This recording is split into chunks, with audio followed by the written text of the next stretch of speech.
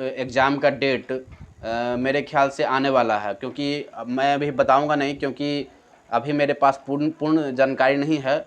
लेकिन किसी ने सूत्र से पता चला है कि बहुत जल्दी ही नोटिफिकेशन आने वाला है। तो क्या नोटिफिकेशन आएगा वो आप अच्छी तरह से देख लेंगे। तो चलिए आज का मैं वीडियो स्टार्ट करता हूँ। उसके पूर्व मैं रिवीजन कर देता हूँ आपका। कोशिका दो तरह की होती हैं, एक होती है प्रोकैरियोटिक और दूसरा होती है यूकैरियोटिक। प्रोकैरियोटिक जैसे बताए थे कि ये सूक्ष्म जीव में होती हैं, ये बहुत छोटा जीव होते हैं। जितने भी छोटा जीव होते हैं उनमें ये प्रोकैरियोटिक होती है। और एक होता है यूकैरियोटिक। यूकैरियोटिक जो कि डेवलप्ड होती हैं, और प्रोकैरियोटिक डेवलप नहीं होती हैं बल्कि वो अनडेवलप होती है। यूकैरियोटिक में दो तरह के चीज़ आते हैं, जैसे कि प्लांट जो जब हम पढ़ेंगे तो ये यूकैरियोटिक के ही अंदर आता है। और एक होती है जंतु। क्या? एक होती है जंतु। जंतु भी किसके अंदर आएगा? तो यूकैरियोटिक के अंदर आएगा। यूकैरियोटिक के अंदर आएगा, यानी कि यूकैरियोटिक में दो चीज़ आएगा। एक तो आएगा आपको प्लांट वाला, और दूसरा आएगा जंतु वाला। ये याद रखेंगे। फिर हम बताए थे प्रोकैरियोटिक, इसमें जितने भी कोशिका के अंग है सभी कोशिका के अंग नहीं पाए जाते हैं। इन्हें प्रारंभिक कोशिका के नाम से भी जाना जाती हैं। इसमें कोशिका झिल्ली के साथ साथ राइबोसोम होती हैं। क्या होती हैं? इसमें कोशिका की झिल्ली के साथ राइबोसोम होती हैं। और कौन सा राइबोसोम होती हैं?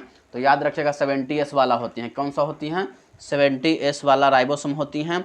और बाद बाकी जितने भी अंग होते हैं वो सभी अंग अनुपस्थित होती हैं, अनअवेलेबल होती हैं।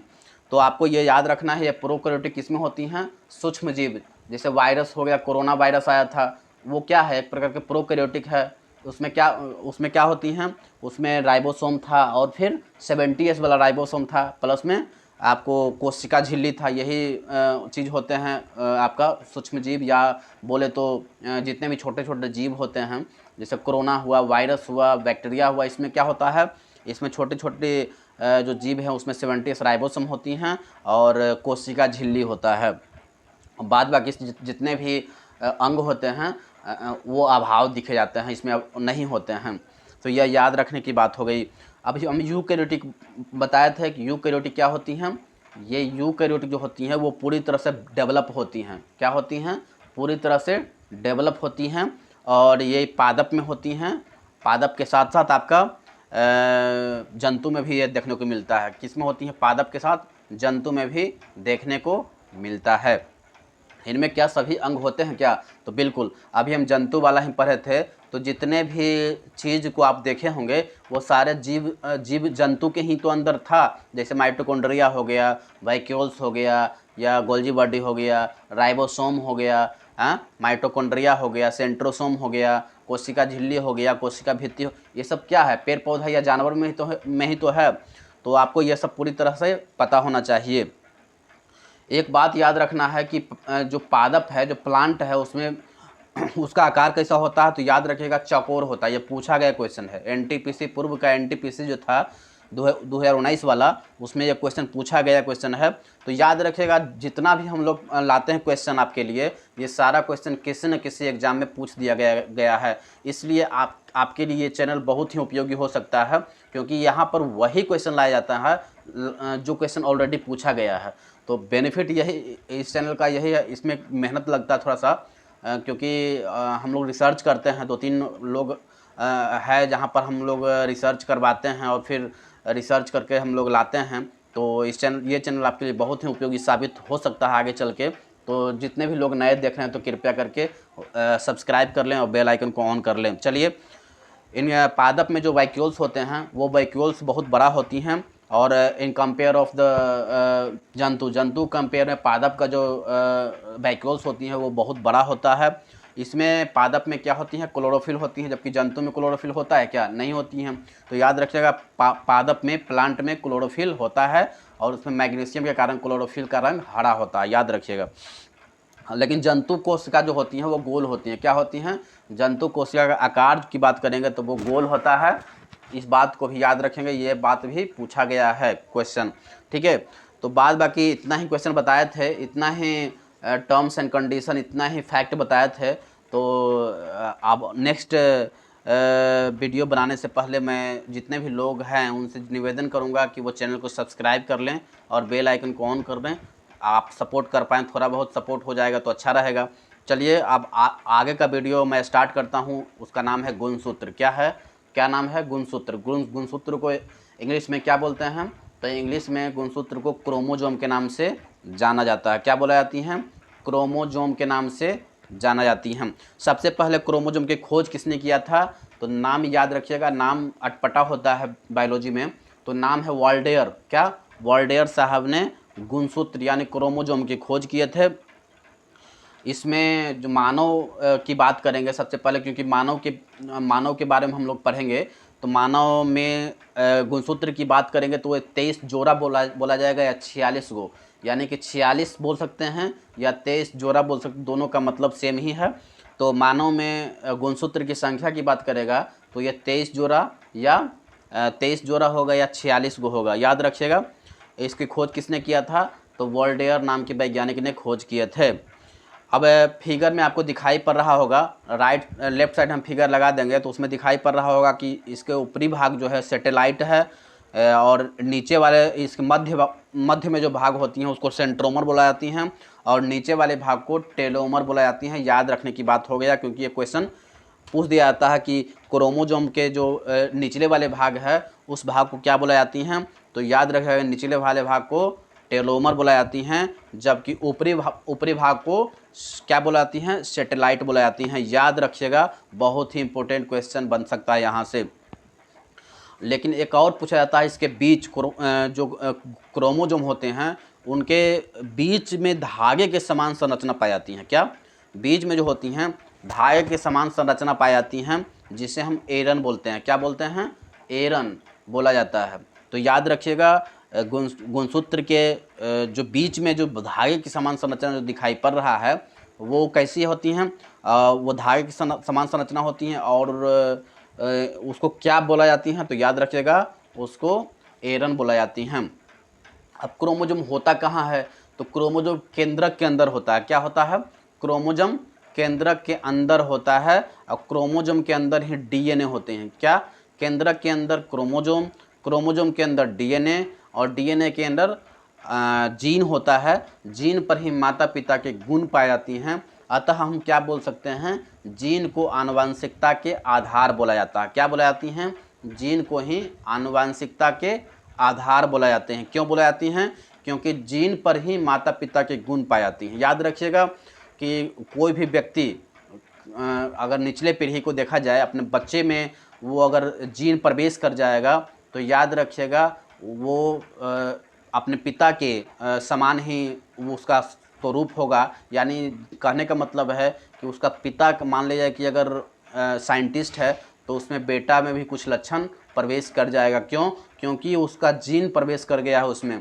तो याद रखिएगा, जीन पर ही माता पिता के गुण होते हैं, और जैसे ही बच्चे में जीन प्रवेश कर जाता है तो इसका मतलब ये है कि जो पिता है वही पुत्र बनेगा।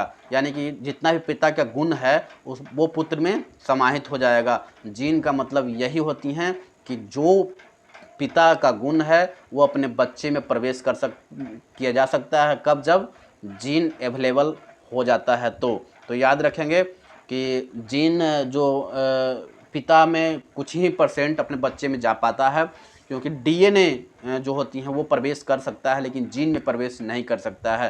तो याद रखिएगा, क्रोमोजोम केंद्रक के अंदर होती हैं, केंद्रक के अंदर जीन, क्रोमोजोम के अंदर डीएनए होती हैं, और डीएनए के अंदर क्या होती हैं? जीन होते हैं, और जीन पर ही माता पिता के गुण पाए जाते हैं। जैसा कि अभी बताया कि जीन को ही आनुवंशिकता के आधार बोला जाती हैं। ये याद रखने की बात हो गया।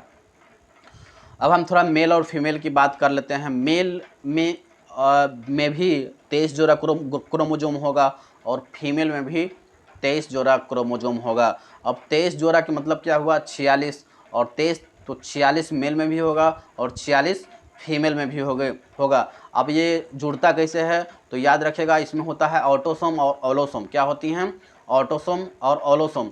ऑलोसोम 44 होता है, और 2 होता है ऑलोसोम। और उसी प्रकार फीमेल में भी ऑलोसोम जो होती हैं, ऑटोसोम और ऑलोसोम 44 और 2 होता है। तो 44 इसमें आधा आधा ले जाती है, यानी कि अर्धसूत्री विभाजन में इसका प्रयोग होता है। जैसा कि अर्धसूत्री विभाजन जब हम बताएंगे, जब हम पढ़ाएंगे तो वहाँ पर आपको इसकी चर्चा विस्तार में किया जाएगा। तो अभी के लिए इतना समझ लीजिए कि ऑटोसोम और ओलोसोम होती हैं, जिसमें 44 + 2 और 44 + 2, यानी मेल में 44 + 2 और फीमेल में 44 + 2, यानी कि आधा आधा ले जाती हैं। यानी कहने का मतलब है कि 44 + x + y होगा तो वो मेल में होगा, और 44 + x + x होगा तो वो फीमेल में होगी, और आधा आधा ले जाती हैं। यानी कि 44 में 2 से भागा देंगे तो 22 होगा, और इधर भी 44 में 2 से भागा देंगे तो 22 होगा। तो 22 + x + x हो जाएगा तो वो लड़की हो जाएगा, और 22 + x + y हो जाएगा तो वो लड़का हो जाता है। तो ये क्वेश्चन ऑलरेडी पूछा गया क्वेश्चन है, तो आपको ध्यान देने की बात है। आपको इसमें कन्फ्यूजन कर सकता है कि लड़का में क्या होती हैं, तो याद रखिएगा लड़का में जो होती हैं वो 22 + x + y होती हैं, जबकि लड़की में क्या होती हैं 22 + x + x होती हैं। तो ये बात याद रखने की बात हो गया। तो चलिए अब कुछ जीवों के बारे में हम क्रोमोजोम जान लेते हैं, क्योंकि कुछ जीव है जिसमें क्रोमोजोम पाई जाती हैं, और ये क्वेश्चन पूछा गया क्वेश्चन है। जितने भी क्रोमोजोम पूछा गया क्वेश्चन है वो सारा क्वेश्चन आपके सामने लाने का प्रयास किया हूं। तो मेरा मेहनत कैसा लगा, अगर आपको अच्छा लगेगा तो चैनल को सब्सक्राइब कर लीजिएगा और बेल आइकन को ऑन कर लेना, ताकि मैं भी रिसर्च करके आपके लिए बहुत सा क्वेश्चन लाने का प्रयास करूँगा। तो आपके लिए बहुत अच्छा होगा। तो चलिए मैं कुछ जीव के बारे में मैं बता देता हूं, जो आपका किसी न किसी एग्जाम में पूछा गया क्वेश्चन है ये। तो आपको बताना है कि जीवाणु में कितने क्रोमोजोम होती हैं। तो याद रखिएगा जीवाणु में 1 क्रोमोजोम होती है, यानी सबसे कम क्रोमोजोम की बात करेगा तो वो जीवाणु ही है जिसमें सबसे कम क्रोमोजोम पाई जाती हैं। फिर मटर की बात करेंगे तो मटर में क्रोमोजोम कितना होती हैं, ये 14 होती हैं, 14 होती हैं। और ये सारा क्रोमोजोम किसी न किसी एग्जाम में पूछा गया क्वेश्चन है। जितना भी क्रोमोजोम है सारा किसी न किसी एग्जाम में पूछा गया क्वेश्चन है। तो मटर में कितना क्रोमोजोम 14। प्याज में कितना क्रोमोजोम होता है, तो याद रखिएगा 16 फिर मक्का में कितने क्रोमोजोम होती हैं 20 होती हैं मक्का में। टमाटर की बात करेंगे तो टमाटर में कितने क्रोमोजोम होती हैं 24 क्रोमोजोम होती हैं। मेढक की बात करेंगे तो मेढक में क्रोमोजोम कितना होती हैं 26 मेढक में 26 होती हैं। नींबू की बात करेंगे तो नींबू छोटा नींबू है तो उसमें 18 क्रोमोजोम होंगे, और बड़ा नींबू है तो उसमें 36 क्रोमोजोम होंगे। अगर छोटा नींबू है तो उसमें 18 क्रोमोजोम होंगे, और बड़ा अगर नींबू है तो उसमें 36 क्रोमोजोम होंगे। मानव की बात करेंगे तो अब मानव तो पढ़ ही रहे हैं, तो मानव में क्रोमोजोम कितना होती हैं तो 46 होती हैं। आलू की बात करेंगे तो आलू, चिंपांजी और तंबाकू 3 याद रखना है, आलू, चिंपांजी और तंबाकू, इसमें 48 गुणसूत्र होते हैं। और ये तंबाकू में पूछा गया था पूर्व के एनटीपीसी एग्जाम में, कि एनटीपीसी मेंस में पूछा गया था कि तंबाकू में कितने क्रोमोजोम होते हैं। ये क्वेश्चन पूछा गया था एनटीपीसी मेंस एग्जाम में। तो याद रखिएगा तंबाकू में 48 गुणसूत्र होते हैं। और टेरिडोफाइट सबसे ज़्यादा की बात करेंगे, सबसे ज़्यादा गुणसूत्र किस में होते हैं, तो याद रखिएगा सबसे ज़्यादा गुणसूत्र होते हैं टेरिडोफाइट में। किस में होती हैं टेरिडोफाइट में 1600 से ऊपर गुणसूत्र होते हैं। तो यह याद रखने की बात हो गया। तो आज मैं यहाँ तक कंप्लीट कर दिया।